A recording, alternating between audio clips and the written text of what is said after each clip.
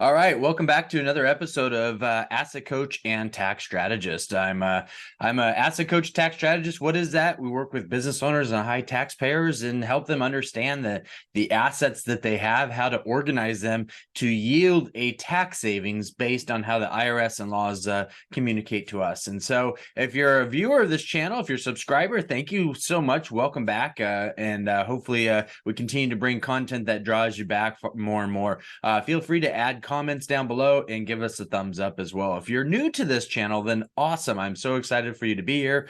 Check us out, check out some of the other episodes and kind of get a feel for what kind of content we give. Our real focus is you as a small business owner and a high taxpayer, and just trying to figure out, is all this noise just noise, or does this mean something to me? And so I'm just an average day business owner. I'm not a professed economist. I'm just a dude like you, just trying to keep food on his table, run a business, and just try to create an air of productivity and focus, and not all this fear mongering that we hear out there a lot. Now, some of it is warranted. And so that leads us to today's topic. Some of the things that are warranted typically in the news is bad press to California, bad press to China, bad press to climate change, bad.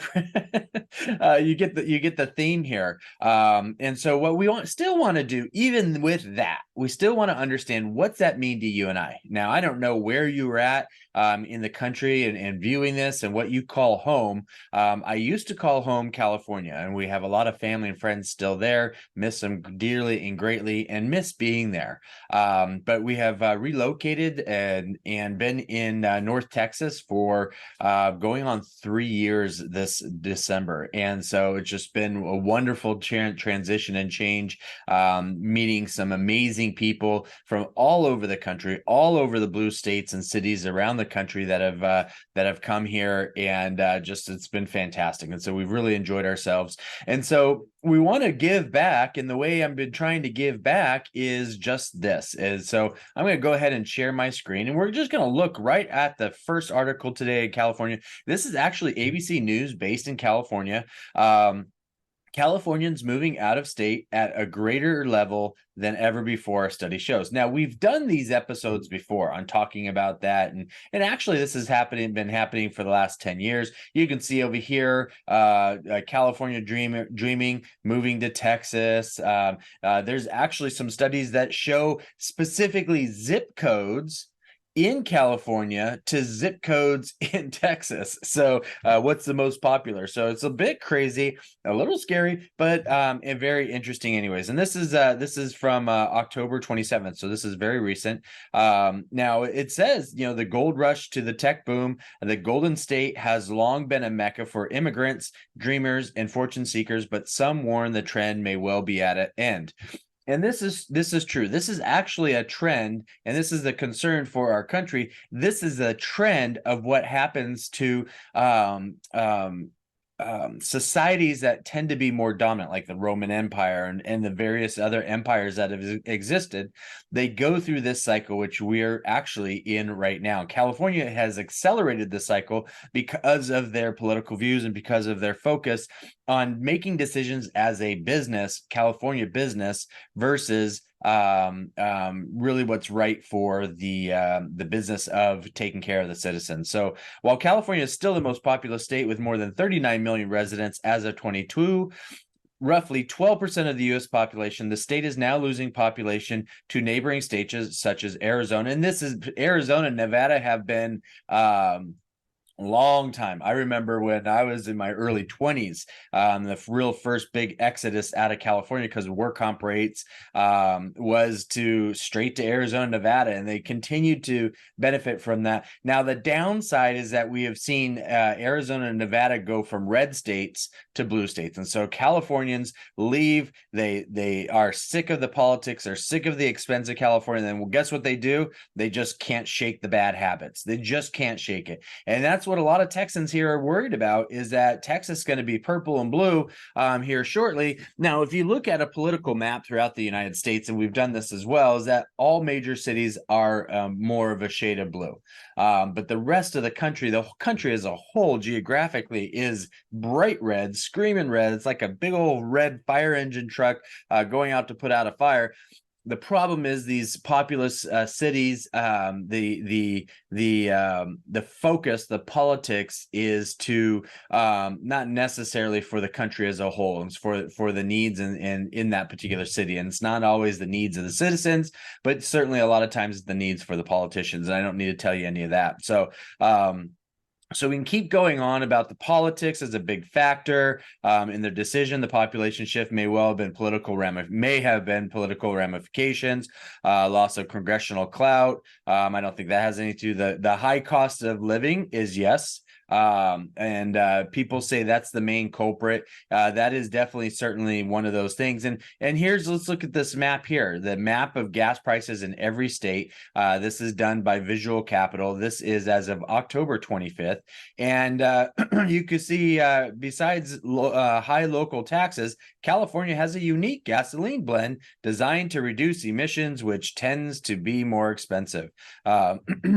So it's look at that. It's over $2 a gallon compared to Texas. And so you can see the blue wave, so to speak. All these bright blue states, very, very high. Arizona's coming very, very close to that. And then you get into the more conservative states, minus Colorado and New Mexico. There's just not enough people in New Mexico and to warrant cheaper gas, meaning that there's a supply and demand. There's not a lot of demand out there. But New Mexico is growing, and there's actually a lot of Californians, Southern Californians, that are leaving Southern California, San Diego County, that kind of stuff, those areas, and heading to New Mexico, both for the politics, but more so the cost of living and getting away from just the congestion of California. So, but anyways, you see here, here's the lowest is over here, Illinois. Oh, blue state. Now, Wisconsin's also a blue state, as well as Michigan and Minnesota, and those kind of swing, except for Minnesota. But you can kind of see some of the focus there. Now, the other big issue is Gavin Newsom and the laws that he's passing. Of 1,046 bills sent to the governor this year, 156 were vetoed, with 50 containing veto statements regarding the state's budgetary priorities. Now, 1,000. This is the problem with full-time politicians. Full-time politicians create full-time bills. 1,000. 1,000. That is crazy. That's just insane. 156 were vetoed. So that means there was 900 that passed or on the brink of passing. After being forced to overcome a multi-billion-dollar deficit during budget negotiations early this year, Newsom vetoed dozens of bills this month, saving taxpayers billions of dollars. Of course, he's not worried about taxpayers saving money. He's worried about him. The veto added up to nearly $19 billion in additional spending. Okay, so you're trying to get out of a deficit, multi-billion-dollar deficit, and then you veto bills that add to 19 additional $1 billion in spending. So this kind of stuff is why people are leaving. Okay, and we're not going to go through all this, and I can bring up more and more. Newsom signs bill allowing cities and counties to ban artificial turf. Well, the state banned the state. This is crazy. So in the state of California, right, back in the day when I was a kid, we used to use paper bags at the grocery store. They banned paper bags, or they frowned upon it, and because they wanted everyone to use these plastic bags. It's better for the environment. Everything's going to be better. They're recyclable, blah, blah, blah, blah. And so we all start using these plastic bags, and the plastic bags, of course, get thinner and thinner, and now they're no longer recyclable. And so now they're bad for the environment when they were good for the environment. And so now they shift everybody to bring your own bag, bag or paper bag. So just this whole 20-year, 30-year grocery bag cycle. But now the plastic bags are thicker than they were before they ever were. I think they're actually thicker than the paper bags. And you got to pay 10 cents per bag. Okay. And they're probably still not recyclable. It's just one of those things. So now all of a sudden we fast forward to now, and we're looking at you can't water your lawn. We're in a drought. Well, yeah, you're a desert, for goodness sake. You created this paradise and sucked water from the Colorado River and all these other states, and you are a desert. Southern California is a desert. And so what did people start doing? They started going to desert landscaping and artificial turf at the guide and the focus and the approval of government officials, local and state. And so you look at a lot of the public parks and the soccer fields my kids played on, artificial turf. What do they use? Ground up rubber, right down to the bottom, except for during the summer when it gets 100 degrees, the turf is 120, and they have to take water breaks because of the heat. They have to, after the games, they have to take off their boots, their soccer shoes, because they're hot, they're steaming hot. As a parent sitting on the sideline watching your kids play, you can see the steam rising off the ground. Okay. But here's full circle again. Okay. I'm going to share my screen again. Here's full circle again. Years-long statewide drought. Artificial turf is a new enemy of the state legislature. A bill signed into law by Newsom this year would allow cities and counties to ban synthetic laws over health concerns associated with forever chemicals. And I'm not saying that those things aren't happening. Please don't get me wrong. All I'm saying is this overreaction in the very beginning of saying, you can't do this, you have to do this. And then time comes back and says, oh no, you can't do this anymore. You got to go do this, what we were doing before. And so it's a bit nerve-wracking and pretty maddening, because there's costs associated with a lot of that stuff. And so it's one of those things where these decisions, and it's not one thing. And so let me make this clear and straight. It's not one thing. It's like when you go to the doctor and the doctor says, hey, you're overweight. Okay, lose weight. But then you go to the doctor, says you're overweight, you have high blood pressure, your cholesterol is through the roof, your thyroid's breaking down, and right now we have these multiple things where you're pre-diabetic, you're right, you got to deal with all these things now. And that's California, right? California, it's multiple things pounding on its citizens. And at some point you yell uncle, or you just pick up your keys, throw the kids and the wife and the dog in the car, and you leave. And there's the reason for the exodus. It's California. People would ask when we were meeting people here in Texas, oh, you're from California. What brought you here? California. What about California? California. And that explained everything. That's it.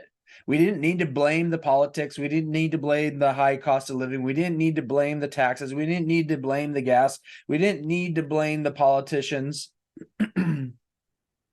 All you had to simply say now was California, right? So when you see people and you say, oh, I'm diabetic, guess what? A lot of times that fills in a lot of gaps, especially if somebody is overweight, and you can tell that they may have had multiple years and a build up to this diabetes situation. And I'm not disparaging those or making fun or trying to be offensive to any of those that would diabetes. But the main thing is that most people, not all people, become diabetic because of their health choices. I'm overweight. I take ownership of that. Oh, guess what I need to do? I need to go exercise. Plain and simple. Just need to get off my butt, stop doing these videos and episodes, get off my butt and go exercise. That's it, right? Reduce my sugar, reduce my calories, shift to more protein and more energy foods. We know this stuff, right? We all know this, right? I hydrate a lot, but water isn't going to wash fat out my body, right? So we know this stuff. It's just actually doing this. Okay. And so that's the whole thing with California. We know it. We know it. We got to do something. Either we sit there, keep whining and complaining, which was our issue, that we finally said, we're not doing this anymore. We got to make a decision. We either stay here and stop whining and complaining, or we make a change. And now we've been in Texas for almost 3 years. So we all have that ability. Is it sad? Is it hard? Is it difficult? Is it all those things? Yeah. Was it easy? No. Was it worth it? It was. It was. And again, doesn't mean we don't miss people and we don't, all of a sudden don't love people. No, it's not that at all. It's actually more so. We love them so much that we left because we want to give people the understanding that you too can make that choice. It is hard, but you can do it. You can do it. You choose to stay there. Can't complain about it anymore. Can't complain about it anymore. So anyways, hopefully this was helpful. You enjoyed the content. Again, this may not be any of a surprise, and hopefully this 15 minutes, you don't sit there and go, gee, Bob, I knew all this already. But there's tons of stuff coming out there. We have a lot of exciting content coming up. We have some content coming up here regarding Berkshire Hathaway and their annual meetings, going through some Q&A. We have that on our podcast. You can go check that out on our podcast. Also have some exciting stuff happening with another podcast and YouTube channel with my partner Joe Arioto. So we'll be coming out with another channel called Wealth Mavericks. We've been recording episodes and content and getting that put together and stuff as well. So it's going to be much more focused on our planning, our business, our consulting business, what we do, and just this is going to be a support channel to that. And so anyways, just excited, just a lot of fun stuff. If you didn't get a chance, we just published our second book, the October 17th, Farming Assets. And so that just you can get that on Amazon. We'll have the link down below for you as well. So very excited about that. Feel free to grab it. It's 100 pages. Read through that. Give us a review. And we're got a ton of stuff happening. And I'm very excited. And all this stuff we're doing is for you guys. So you have an idea of direction and guidance of what you need to do or what you can do in life. All right. So thanks so much, guys. Take care. Bye-bye.